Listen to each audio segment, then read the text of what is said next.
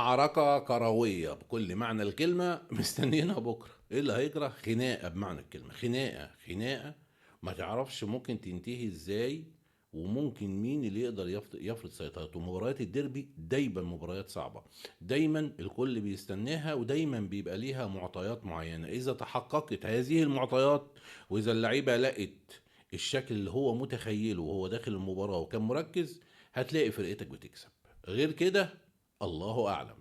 بسم الله الرحمن الرحيم، السلام عليكم ورحمة الله، وأهلا بكم في حلقة جديدة مع وائل الإمام. ماتش في منتهى الصعوبة للنادي الأهلي بكرة مع الزمالك، اللي أكيد برضه ماتش في منتهى الصعوبة جدا مع النادي الأهلي. فرقتين، كل فريق فيهم بيدور على الإنقاذ، على عنق والزجاجة اللي يطلع منه. الأكيد إن الفرقة اللي هتكسب بكرة هتبقى أفراح وريال ملاح لفترة طويلة جدا، وخصوصا إن الدوري تقريبا هيقف وهيتلعب مع المنتخب بعض المباريات، ومفيش مباريات كتير يعني لأي فرقة لغاية ما نخلص شهر يناير وبطولة أفريقيا.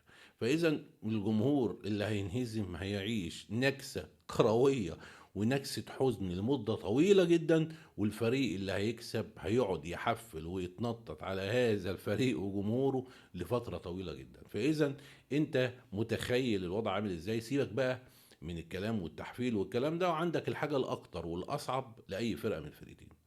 بكرة الأهلي محتاج الفوز بكل بساطة، لأنه كان بادئ الموسم بشكل كويس، بشكل وحش، وبدأ يتحسن مع يوسف في آخر مباراتين.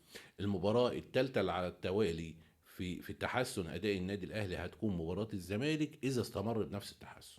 وإذا استمر بنفس التحسن هيفوز، وإذا فاز يبقى تروب بيحقق أول بطولة للنادي الأهلي معاه، وتكون بداية ولا أروع. بداية بيقولوا عليها إن ممكن ترسم نجاح كبير لهذا الرجل مع النادي الأهلي. تخيل أن الراجل ده جه كده من على من الدنمارك على مصر، وجي قال لك يلا انا ماسك النادي الاهلي، فبدا اداء سيء والناس زعلانه، فالناس اللي زعلانه دي بدات تشوف تحسن، وبعد التحسن ده لقى فريقه بياخد اول بطوله مع المدير الفني على طول. البشاير والافراح بتتحقق. ما هو انت مش طبيعي ابدا ان انت لما راجل يجي لك في خلال اسبوعين ثلاثه يحقق بطوله معاك مهمه على فريق الديربي او الماتش الديربي مع الزمالك، وهتقول لي ان انت بادئ بدايه غلط. بالعكس، هتقول انا مبسوط جدا، انا سعيد جدا، الفريق بدا يتحسن، الفريق بدا يمشي في الطريق السليم، اذا احنا رايحين في السكه الصح. السكه الصح اللي هتكون للجميع. تخيل الحاله النفسيه للجمهور، الحاله النفسيه للاعبين، الحاله النفسيه للاداره، الحاله النفسيه للمدير الفني نفسه، اللي هياخد ثقه وهيبدا يبقى الحاكم بامره. مش الحاكم بامره انه هيتحكم في كل حاجه، لا، هتديله ثقه بقى ويبدا يتعامل بشكل مختلف احنا محتاجينه مع الفريق، ويبدا يفرض سيطرته بشكل كامل. لان البطولات والانتصارات هتديك قوه كمدير فني، وحتى الحاله المعنويه اللي هتشتغل فيه مع المدير الفني في انتصار حقيقي في ماتش الديربي هتخليك قاعد مرتاح جدا معاه، وهتبقى عندك ثقه ومطمن له ان الراجل شغال صح، وهيبقى ليك ظهير جماهيري بيدافع على يستروب بدل ما يكون ظهرك مش مسنود. فماتش بالنسبة له هو حياة أو موت، لأن النتيجة لا قدر الله التانية اللي ممكن تحصل يستروب، وهي الهزيمة، خروجه وبدون كأس السوبر وقدام الزمالك، هتشكك ناس كتير جدا فيه، وهتخش في حوارات صعبة جدا لا أحد يعلم مداها. بس المؤكد ان النادي الاهلي خلاص معاه مدير فني دلوقتي وهيكمل، ولكن هيكمل في اجواء في منتهى السوء. اجواء بخساره بطوله، اجواء بلعيبه فاقده الثقه، جمهور فاقد الثقه في الجميع، خناقات. تعرفين الهزيمه في ماتش ديربي بتعمل مشاكل كبيره جدا. هتلاقي كله عمال ماسك يا معلم وفاتح الاسلحه وقاعد عمال يضرب في بعض. ده شيء متوقع جدا، ولكن عشان كده بنقول ان الماتش ده مباراه توديك من حال لحال تاني خالص. الزمالك عنده برضه مدرب جديد وظروف متشابهه جدا.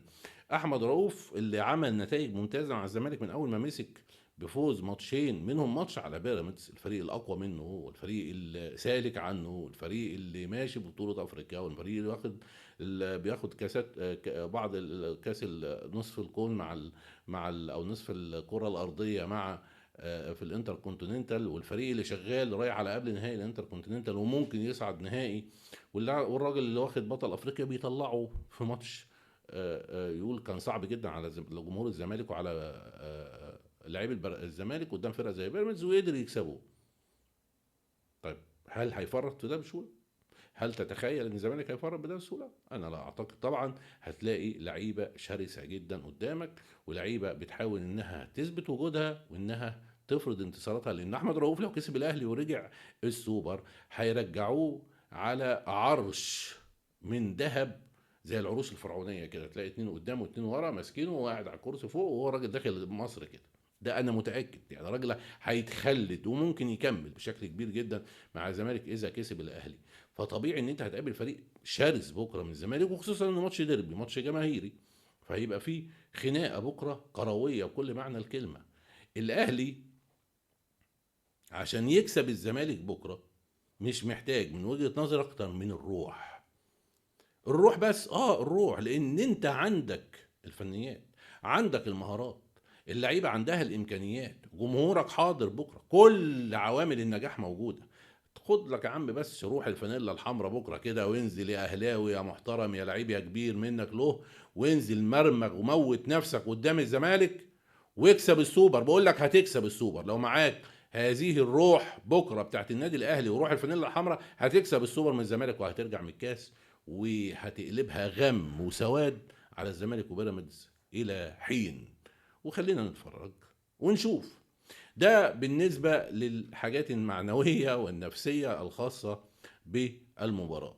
نيجي على نتكلم على تشكيل الفريق بكرة، واللي ممكن تتوقع يبقى عامل ازاي. خلينا نبقى متأكدين ان الاهلي مش هيحاول يخرج عن التشكيلة الاخيرة، خصوصا ان انت عندك عوامل قوة بدأت تحسها في الفريق في حتة الضغط الشرس وحتة الارتداد السريع وحتة استخلاص الكرة بسرعة.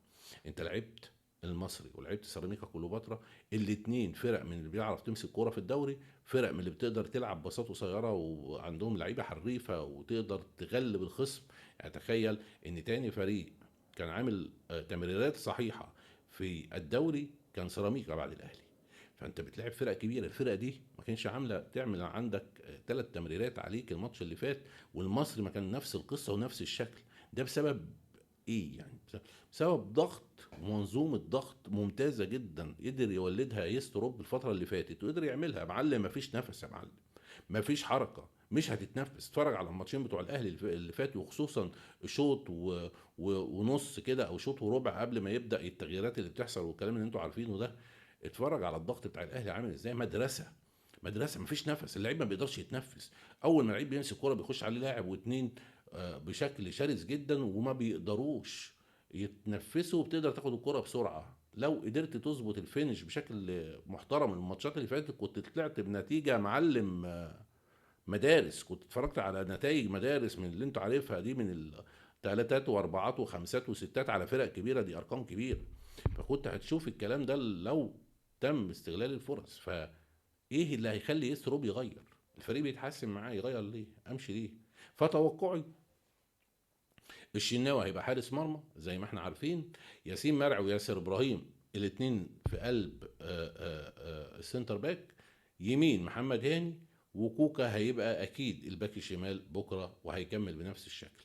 ونيجي للاثنين قلب الاسد، الاثنين اللي قافلينها ومضلمينها ومعتمينها. انا متهيألي اي فريق عاوز يلعب الاهلي في وجود ديانج ومروان بالمستوى الفني اللي بيقدموه المباريات اللي فاتت محتاج مولد كهرباء، لان الدنيا ضلمه فعلا في نص الملعب. كل واحد يجيب له مولد كهرباء يا جماعه كده ويحضر نفسه عشان يعرف ينور نص ملعب قدام مروان وديانج.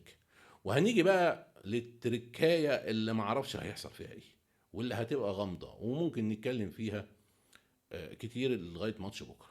احنا عندنا طبعا زيزو ممكن يبقى في نص الملعب وعامل اداء ممتاز، وممكن يروح ناحيه اليمين. طب هيمسك هنا امتى وهيمسك هنا امتى، او هيبقى موجود هنا امتى وموجود هنا امتى؟ لان محمد علي بن رمضان ما بدأش الماتش اللي فات. هل ممكن ان محمد علي بن رمضان للماتش التاني على التوالي ما يبقاش موجود؟ ايوه ممكن ما يبقاش موجود. طب ازاي تحصل الكلام ده؟ اذا زيزو دخل 10 او 8، لو سميها حسب طريقه لعبه، في نص الملعب هيبقى 10 اكتر في نص الملعب. هيودي تريزيجيه يمين شمال، وبن شرقي آه، آه، موجود ناحيه اليمين زي الماتش اللي فات. بن شرقي الانتاج بتاعه ما كانش قوي الماتش اللي فات، وكان بيغير بينه وبين تريزيجيه.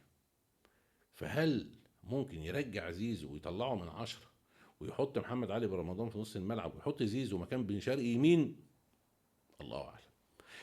دي الحته الوحيده اللي محدش قادر يتخيلها في تشكيل الاهلي بكره. هل هيكمل بنفس التشكيل؟ اسال نفسك كده، هل هيكمل بنفس التشكيل اللي بيلعب بيه الماتشين اللي فاتوا ويكمل بقعده محمد علي بن رمضان، ولا هيغير؟ لا اتوقع جراديشار هيتغير الا اذا اختار ان طاهر محمد طاهر هو اللي يكون مكانه راس حربه. ودي يعني اشوفها فكره برضو منيله بستين نيله وهتضلمها علينا برضو. فاتمنى يكمل بجراديشار. الفرق مش كبير قوي، ولكن جراديشار افضل بلا شك. دعواتكم بكره ان شاء الله نكون في الموعد. ماتش روح، قتال، فرم. تنزل فرم يا معلم، تنزل يا معلم. الاهلي جاي يطوح، حط لكم الدخله الماتش اللي فات. لازم تنزل بروح الفانيلا الحمراء، صدقني. لو نزلت بروح الفانيلا الحمراء بنفس الشكل اللي احنا عارفين عليه النادي الاهلي في الماتشين اللي فاتوا، وبنفس التطور في الاداء، بكره الاهلي هيكون على الساعه 8 بالكتير قوي بطل السوبر المصري. بشكركم. اذا عجبتك الحلقه لايك وسبسكرايب، وان شاء الله نتقابل على خير في حلقه جديده.